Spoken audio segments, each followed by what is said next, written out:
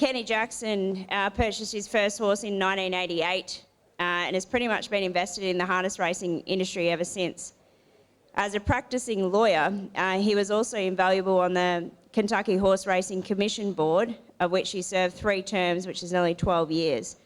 He advised on licence review, wagering and integrity whilst at this time.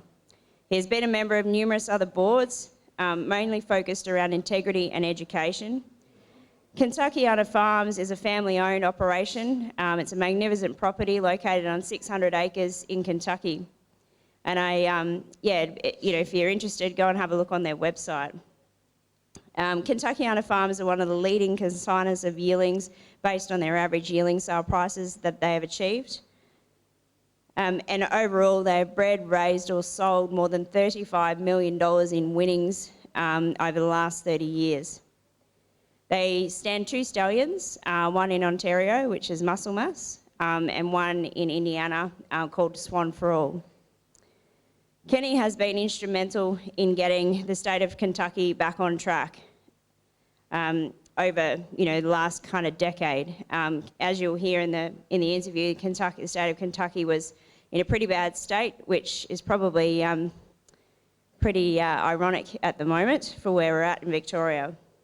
But I hope you find this interview insightful, thought-provoking, and I think importantly it highlights the advantages of multi-code collaboration between states, strong leadership, progressive thinking, and also strong decision-making involving people that are involved, passionate about the industry and successful. So I'll play this interview. Welcome and thanks for having me. It's always fun to try to share a little bit about where we're going right now because things are so exciting in Kentucky and in the Midwestern states of Kentucky, Indiana, and Ohio. Yeah. So I guess, over recent years, there's been a bit of an overhaul in the state of Kentucky and how that looks, and things weren't traveling so great there for a while. No doubt. It's, we have in Kentucky, I got in the business myself personally in the late 80s. And since for, roughly 20 plus years, it was a real challenge in Kentucky because the vast majority of the stallions that used to stand in Kentucky, the mares that were residing in Kentucky, all moved to Pennsylvania, New York, New Jersey for opportunities that were much greater there because we simply did not have the funding mechanism or the infrastructure in place to support all that. So we've fought for 20 years with very limited funds to support a sire stakes program. And those 2 funding sources were registrations and staking payments. And then we were lucky during that period of time to go to our legislature and get a subsidy in the form of a sales tax on stallion service fees that were where mares were served in the state of Kentucky. So from the thoroughbreds, because that's where the bulk of it came from, we were getting roughly 13% of a 6% sales tax that was collected. And that generated in the neighborhood of $1.5 million. So in total, we had in our fund enough to operate for about a year, maybe a year and a half. And we had a purse structure for sire stakes of roughly $2 to $2.5 million. So we were in a bind that we didn't have any vision of where we could turn this thing around. And in the roughly 2010 timeframe, the industry came up with a concept, and one racetrack started it, of what's called historical horse racing. And historical horse racing is a form of machine gambling that is based upon a historical horse race. And a historical horse race, a race that was previously run and captured, would produce results.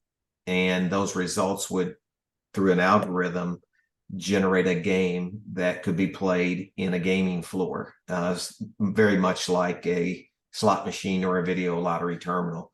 And we started that in 2010.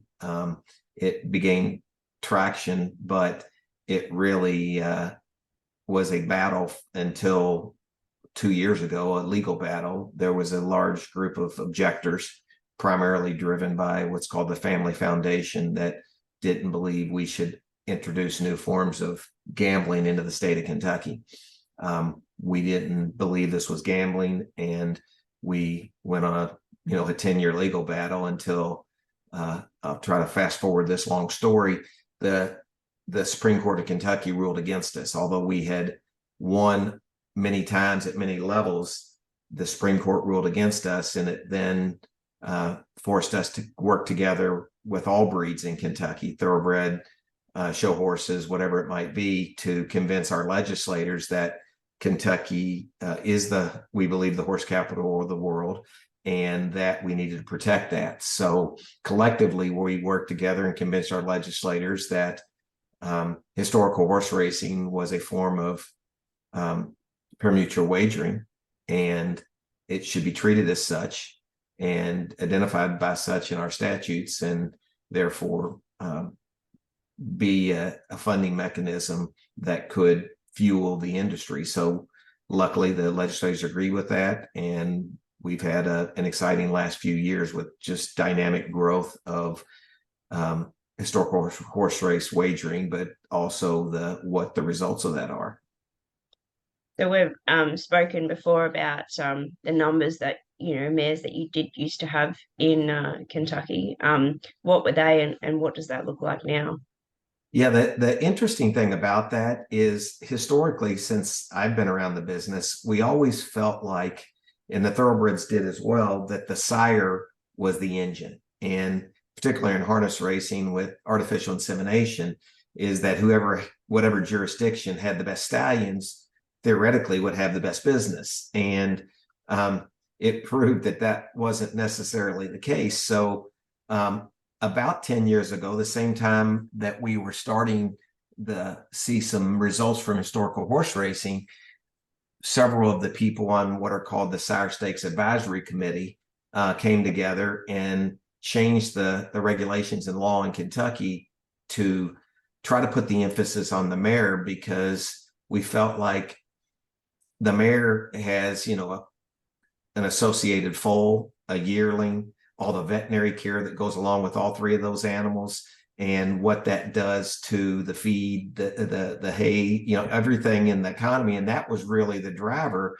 But we did not know, didn't have proven results of that. There wasn't any economic studies of that. We just knew that how much we all spent on those services. And so because we were candidly at rock bottom, we tried to get creative and say, let's create a program that we're going to accept horses, even though they weren't sired in Kentucky, into our program if the mare became part of Kentucky. So we call it a dual eligibility program.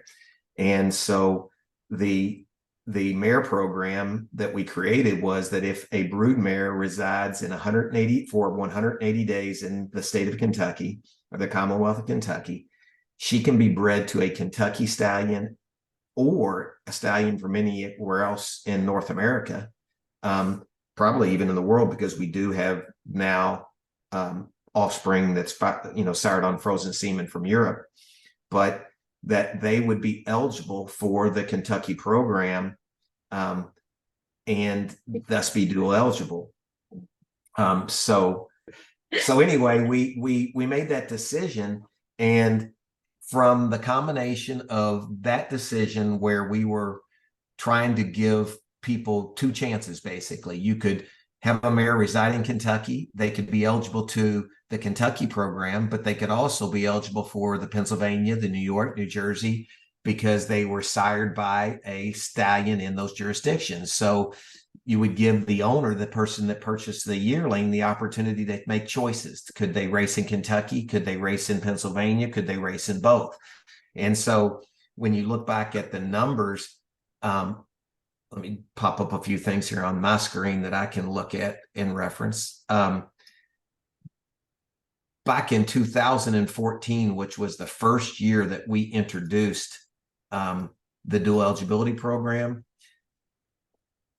we had, I'm going to say, in 13, maybe 350 mares in the entire state. And in the first year that we started that in 14, it jumped immediately to 547 mares that spent 180 days in the state and paid a registration fee and became, eligible for their offspring to be in our program. If you look at where we are 10 years later, it's just astronomical what that's done and what follows that. But in 2022, there were 1,720 mares that spent 180 days in the Commonwealth of Kentucky. And really, the spike has been this past year from 1,174 to 1,720, which is, a huge increase because people are starting to see the fruits of all this on the racetrack. The exciting part that's led to is now we have this, exciting 3-tiered program that back in 14, I think we had 69 yearlings, 43 2-year-olds, and 65 3-year-olds in the entire racing program over and above the mares. When you look at those numbers for 2023, we have 910 yearlings nominated this year. We have 509 horses that staked all 3 payments as 2-year-olds. We have 350 that staked as 3-year-olds, and we have 1,700 in climbing. I'm guessing the number will spike over 2,000 brood mares in the state of Kentucky. So you're looking at, 3,500 plus animals registered in the program based upon the combination of the dual eligibility and what's been funding our racing program. Yeah. So when you say staked in all 3 payments, what are you referring to there? So in Kentucky, we have basically 3, and it's common among all the states in the United States. We have a three tiers of programs. We have overnight racing, which overnight racing is funded by contracts between the race tracks and the Horsemen's Association. And most of those funds are generated from either parimutuel wagering and a split of that, or a portion of it comes from the historical horse racing that we talked about. The second tier, which is the premier tier in every state and which is the marquee, is the Sire Stakes program. And so the Sire Stakes program is in Kentucky, our premier program, and every state has its own Sire Stakes program where there's X number of dollars to race for, and they're fueled by, in New Jersey, funding comes from sports wagering and from a subsidy from the state. In Pennsylvania, it comes from casinos. In Ohio, it comes from full-blown casinos. In Indiana, it comes from full-blown gaming. In Kentucky, it's limited to historical horse racing. So we're driving the fuel of our business from funding that's generated from historical horse races. And then the third portion of racing that happens in Kentucky is Grand Circuit, and that happens throughout all of North America. And as you may do in your country, your state as well, we pay funds, we pay staking payments in February, March, April, and May to keep offspring eligible. It actually starts, as a yearling, and it's a small payment, but it allows the yearling to be eligible. And then when they become 2-year-olds, there are incremental points in time where you make additional payments, and those payments go into the pool of funds that we race for.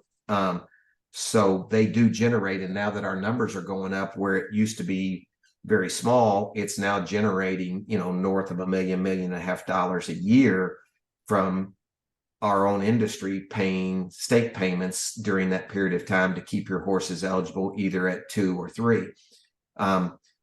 So I guess the last thing I didn't talk about are the numbers, which in 2010, and again, these aren't perfect, but our Sire Stakes program raced for about 1.6 million. And last year in 2022, between the three tiers of racing, and I'll go over that if we have time, and the fair program, which is, we call it the Kentucky Proud program, which has grown tremendously for the fair circuit. We're roughly $12 million in purses. So when you look at overnight racing, the Sire Stake racing, and the Grand Circuit in 2023, when it's all said, I believe we'll race for over $20 million, which is, simply incredible. Yeah. Yeah. So you've obviously, seen the growth in the broodmare support into Kentucky. That 180 days, is that got to be, is that a period of time before they're bred, or is it inclusive of that breeding period? So they can rock up on day one of breeding and it's varied a little bit. And originally it was consecutive days. That's not the case anymore. In some jurisdictions, in some states, it's around foaling.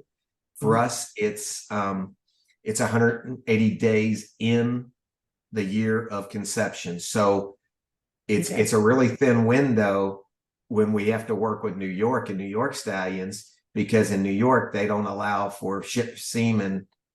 So you have to ship your mares to the state of New York, and if they're bred in New York, you've got to have them back here by July, so that they have 180 days in the calendar year of conception. So it's about a 6 or 7 day window. If you're pushing it tight through the breeding season, you have a late breeding mare. So, but we started, like I said, we were more restricted when we started, and after through experience, we've changed it to where it's 180 days in the year of conception. I guess if you look back at the other things that have been exciting about it that we talked about before we jumped on this part of the call, is what it's done to Kentucky, besides the excitement of racing and big purses, is and the most important thing for why we drove this is what kind of engine it's been to the economy. In the past 18 months, we've had roughly 10 farms purchased in central Kentucky in horse country, amounting to close to 22 or 2,300 acres by out-of-state harness people, not thoroughbred, not all harness. And so it's just, we've really, truly revitalized this whole industry from a very, in trouble industry to what people are now starting to look as the premier industry in the world and the premier program in the world. That's also led to 2 new racetracks being built. The Red Mile was historically our only racetrack, and we raced for roughly 30 days of racing at the Red Mile, 24 for overnight racing and some Sire Stake racing, and 6 for Grand Circuit. Churchill Downs, who obviously the owner of the Kentucky Derby and multiple track owner, invested in the future of harness racing, and now have 3 tracks. They own Ocean Downs in Maryland. They own a Miami Valley racetrack in Ohio, but they built a $250 million facility, B with a billion, in Western Kentucky. And Ron Winchell, who owns Kentucky Downs, which is a famous thoroughbred track in Western Kentucky as well, built a new, I'm roughly probably 60 to 70 million invested in another harness track. So in Kentucky now, and this will be the first time this fall, we will race 30 days at Oak Grove, 30 days at the Red Mile, and 12 days at in Corbin, Kentucky. It's called Cumberland Run. So you're looking at 70 plus days of racing, plus an additional 7 or 8 days of the Kentucky Proud or Fair program, which when we started this process was a $250,000 program at best. And this year they'll race for close to 1.3 million with 7 events and a championship, where in fair racing they go for a $50,000 final, which is exciting for everyone in the industry. Do you have what's your crowd attendance at the tracks? it's a challenge. It's tough. I'll be honest. It's the world we live in right now, and you would like to. It takes a big event um, to get people to want to come to racing. In that big event, it may be a big series of races or a championship day, but it takes creativity because there's so many other entertainment and gaming options out there, and it may be that it's you know a dog race or an ostrich race or Yeah. or whatever it might be to get a new audience to the sport. Yeah. I'm We had hopeful. one of our biggest engagements at a track because they run a Dachshund sausage dog race, and they had like 2,000 people attend. No And this is doubt. in a regional area just because these little dogs are racing. People love their dogs, and there's a whole generation of people that we've lost in horse racing in the last 20 years um, that need to be brought back to it, or it need to integrate them into what we're doing. And that's what I'm hoping that, we've recently just passed sports wagering in Kentucky, where you can bet on football, baseball, basketball, cricket, lacrosse, whatever it is, rugby. And I'm hopeful that if properly done, because it is managed by the Racing Commission, that we'll be able to introduce that audience of players to pari-mutuel wagering, ultimately in the form of maybe crossover wagers that allows you to wager on a football game, a baseball game, and 2 horse races and have some type of unique payout, because it appears to me that the 20-year-old to 40-year-old player out there right now likes action, and in horse racing is it's tough. I mean, as a gambler, it's a lot of information that we haven't put in a form simple enough for a lot of people to get excited about. And what about owner engagement around, brood mares and breeding? How have you kind of captured that, or you just think that that's been a follow-on effect from basically return on investment to the breeders and them wanting to participate because there's actually something at the end of the journey, or that risk that it's such a long timeline in terms of when you're breeding a mare, and there's an enormous amount of risk attached to that. So often that's a deterrent for people if they're not getting return on their investment, which can be quite significant. How have you Yeah, sort of and approached that's that? it's interesting because it is a challenge. You're guessing in 2023 for what's going to happen 3 years down the road, and if something happens with that first crop stallion that it isn't hit like you want, then you might have 2 years of foals coming behind it that you're going to get penalized on. So what's been exciting and challenging from our perspective, it's exciting in that the value of all of our livestock has gone up in the last 3 or 4 years. I mean, in Kentucky, and we didn't hit that yet, a lot of what we've seen, this growth, has resulted in yearling sales going through the roof. I mean, we're on I think our 7th year of a double-digit increase. And last year, our sale company, the Lexington Selected Yearling Sale, set 16 records, including a gross of over $65 million. We averaged $73,000 or $4,000 on yearlings. We set 16 records, a couple of which are fascinating to me, which is 196 yearlings sold for over $100,000. I think there were something like 30 sell for over $250,000. 2 years ago, we were fortunate enough to have 2 unique horses that brought over $1 million. So it's starting to pay off that you can actually make money racing.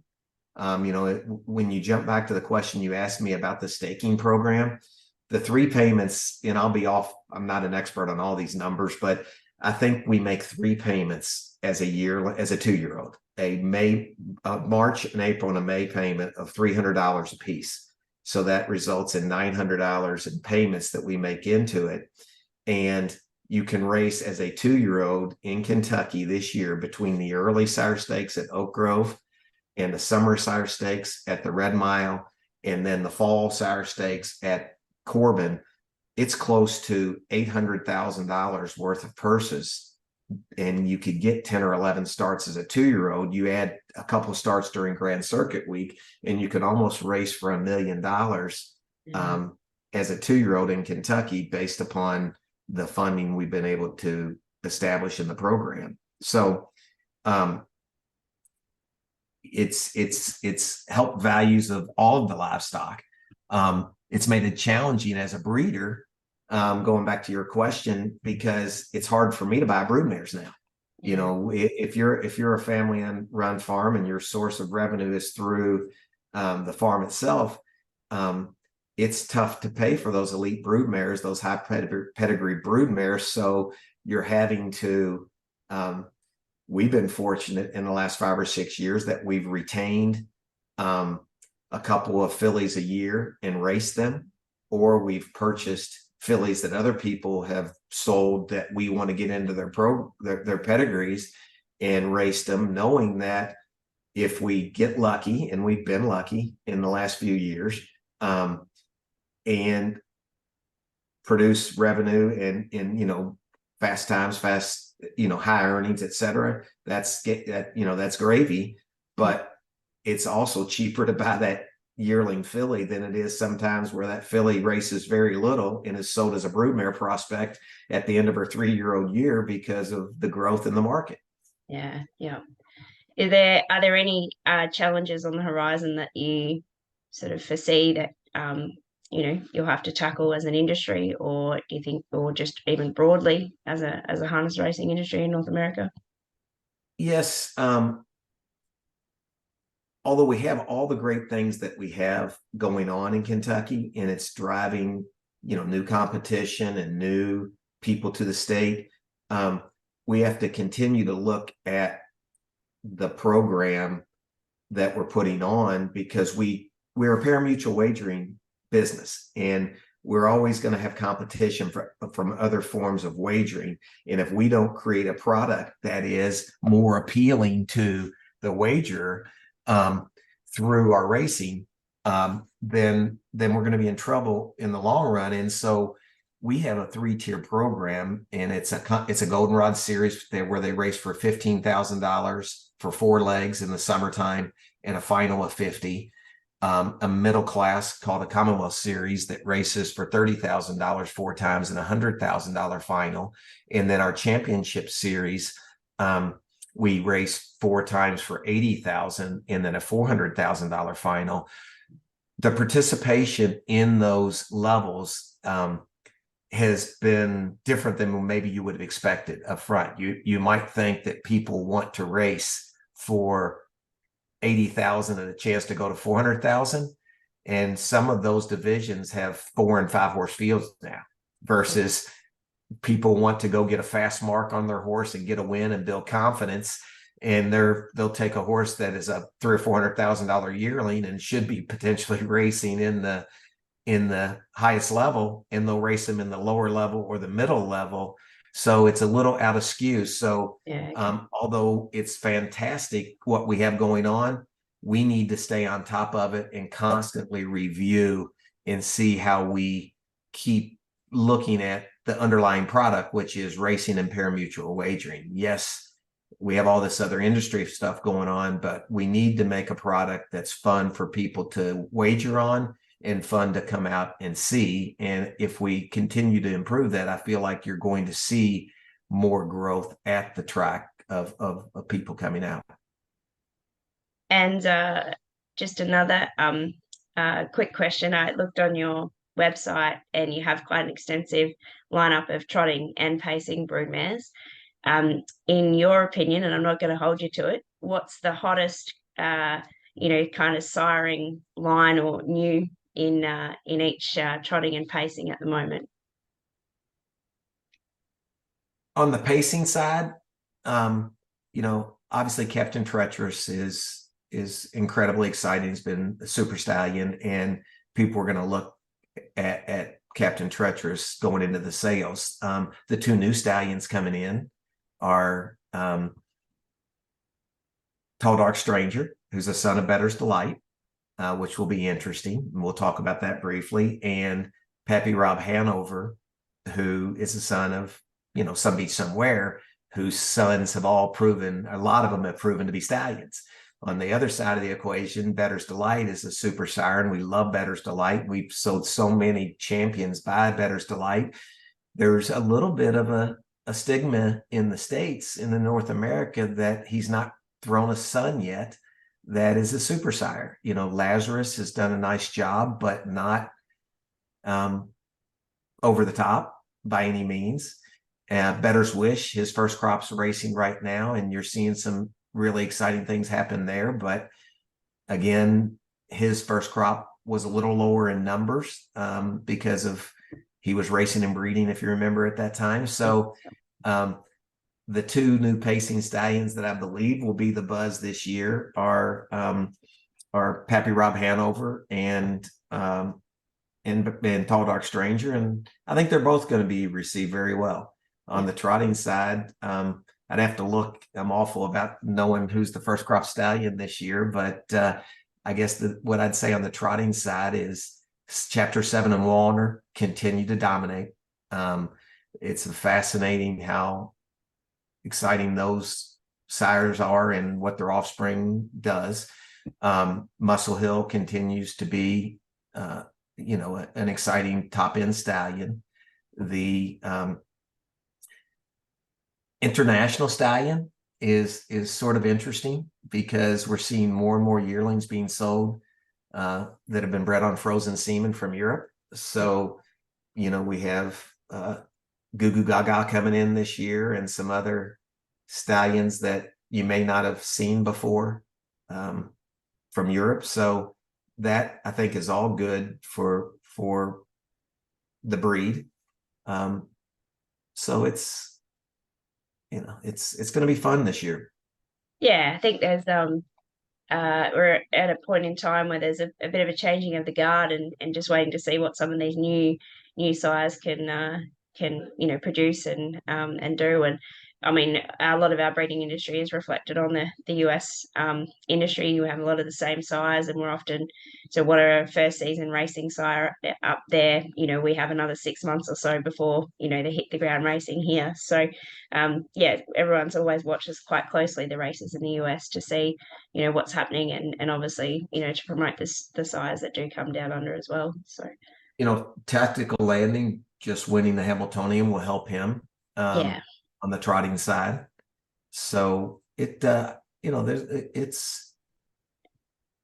it is, if you really look at the very, very high end, there's a couple stallions on each side that dominate. And I guess what's sort of exciting, and we touched on it briefly, but with the amount of funding that's available for racing in Kentucky and Indiana and Ohio, you're starting to see the regional programs. The Midwest, where 30, 40 years ago, the Midwest was king, is starting to become exciting again. And the amount of money that is raced for in those three jurisdictions and the close proximity of those three jurisdictions, it's almost like you're creating a Midwest mini circuit where you can be within 5 hours of any track in Ohio, Indiana, or Kentucky and have opportunity at all levels, 2, 3, 4, whatever it may be. So the stallions that, like down by the seaside in Ohio, has not only performed well in Ohio, but he's performed well on a national level. And you're seeing some new young trotting stallions go into to Indiana. So it'll be exciting to see what happens there as well. And, I guess the one negative that we didn't talk about that you need to be aware of is when you do a dual eligible program like we did, it disincentivizes someone to stand the stallion in Kentucky, because why would someone only want one bite at the apple when they can get two? So you take a syndicate that stands Tall Dark Stranger. They chose to stay in Pennsylvania and stand him there, knowing that if the mares were in Kentucky, they could get dual eligible versus standing them in Kentucky. So what we started in Kentucky to combat that and try to attract stallions, and we need to keep tweaking this program, was what we call a stallion bonus. So if a stallion stands in Kentucky and you breed to that stallion and that offspring wins any of our sire stakes at the elite level, then the Commonwealth Series, the Championship Series, then that purse is in essence race for 50% more. So if so Chimpanzee, Diamond Creek brought Chimpanzee and Pebble Beach to Kentucky, and Chimpanzee's first crop will be the first ones eligible for the bonus program. But if an offspring of Chimpanzee would happen to win a leg or a final, and let's talk big because that's what everybody likes to dream big. If you raced and won a $400,000 final in Kentucky and it was by Chimpanzee, it would be as if the purse was 600,000 instead of 400,000. So has that done enough yet to drive as many stallions as we would like? No. So we need to keep thinking about how we're going to improve that, but it has driven to pretty high profile commercial stallions in Chimpanzee and Pebble Beach that hopefully will entice others to want to come. I think that's everything that you've said. The bottom line is that you're showing the ability to collaborate with other parts of the horse industries, with the thoroughbreds.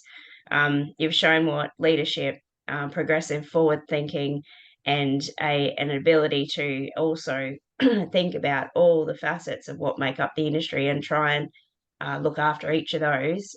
You've shown what that can do, because you're trying to think about the stallion owners, you're thinking about the broodmare owners, and then the flow and effect that has on the economy of the state. As the big picture is fantastic, and you should be congratulated on what you have achieved in Kentucky, and hopefully in Australia, then people can look at some of this and think, well, things are achievable if you get the right group of people to drive something forward. So really appreciate your insight, and thank you for your time today.